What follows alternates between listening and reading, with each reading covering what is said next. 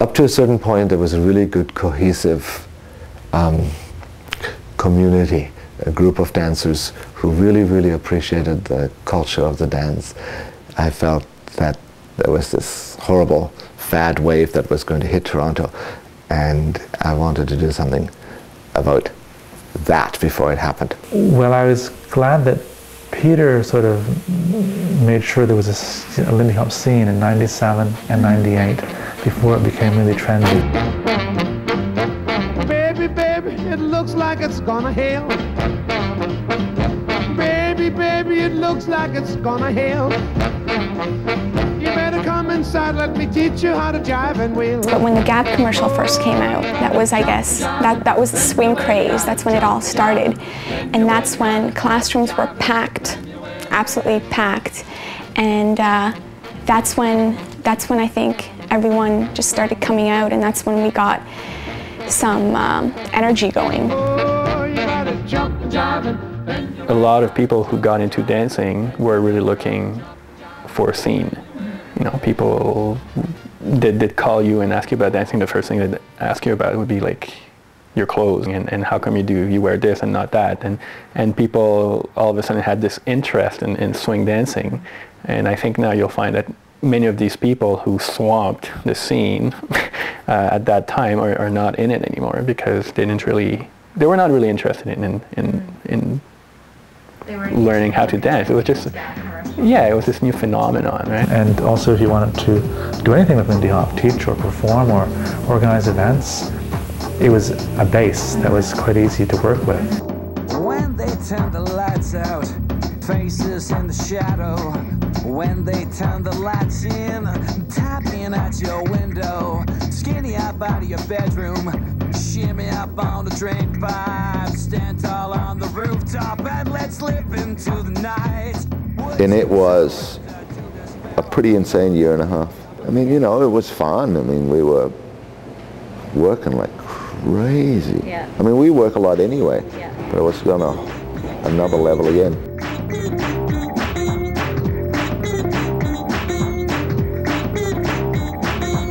Swing, baby!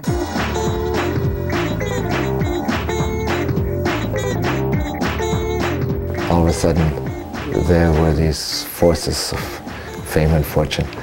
Like, there were opportunities to be in commercials and to dance to really, really horrible music and in really, really awful ways for money. There's been a turnover of people. There's people that I used to see at the start I don't see anymore. And I don't know, maybe they were in it for like the fad, when it was like the terribly in thing to do, and now they've buggered off, which is it's an okay thing, because now you're left with the people that really like the music. It didn't accelerate the growth. It actually messed it up, I think. And we're now recovering from it. I really like going out with a Lindy community because it's not a pickup scene. It's not like you're going out to a bar or to a club dancing and picking up. People just want to dance and they want to have fun and they want to listen to the music, and you know, you chat with people, and I've met some really wonderful people through this group as well. And the etiquette seems to me to dance maybe one or two songs and then you move on to somebody else, and I think it's a more relaxing atmosphere. It doesn't matter what age you are, people dance with each other and stuff. And so I feel like I fit in anyways, and that people are friendly, and I really enjoy meeting people of all different ages and sort of spending time with people who are obviously younger than I am.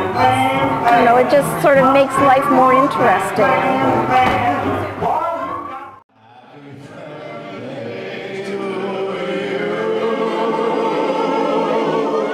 Happy birthday, dear Kathleen and Donna. Happy birthday to you.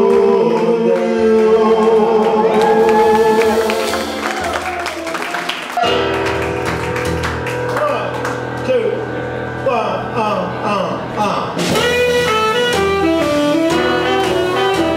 Birthday jam is when the person whose birthday it is in the middle of a circle of people and they start dancing with one person, and then somebody else steals them and then they start dancing with that person, and it goes on throughout the rest of the song.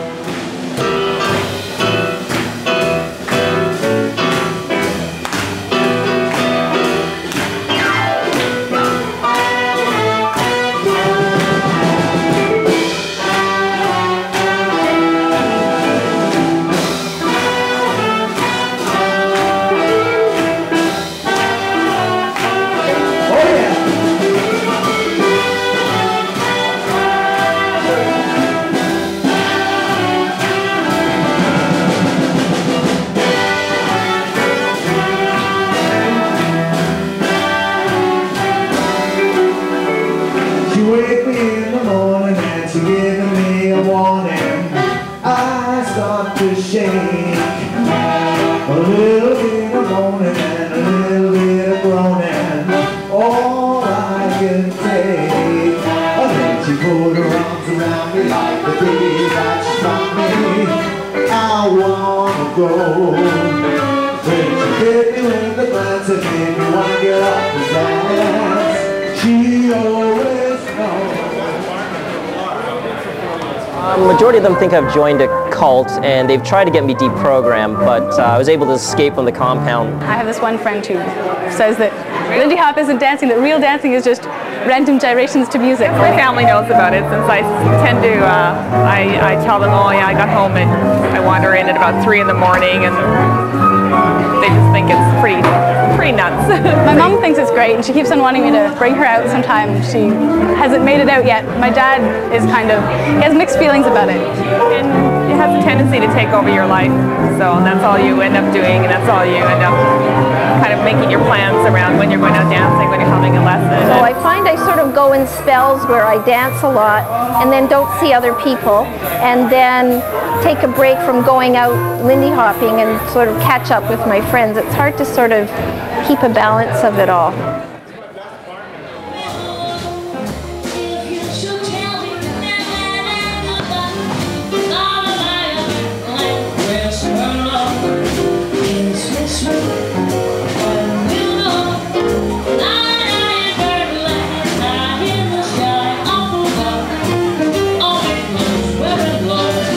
Jazzin' Up the Pier was the first event that Toronto Lindy Hop presented to the community as Toronto Lindy Hop.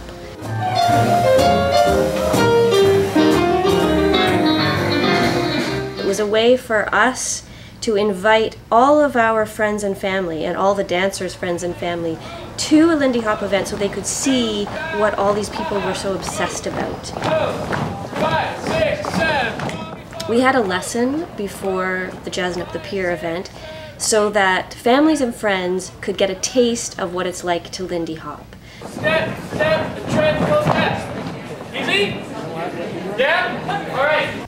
The wonderful thing about the Toronto Lindy Hop community is that we have teachers who collaborate very well together, and they were all very excited about working together on Jazzin' Up the Pier. 6, 7, 8, step, step, step, step, step, step.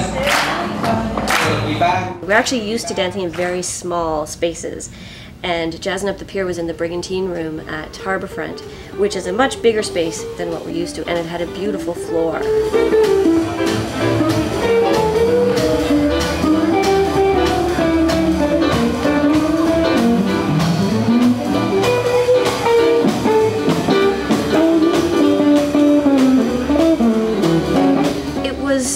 An event that we were all proud of, and we were proud to present what we did recreationally to our friends and families. Oh yeah.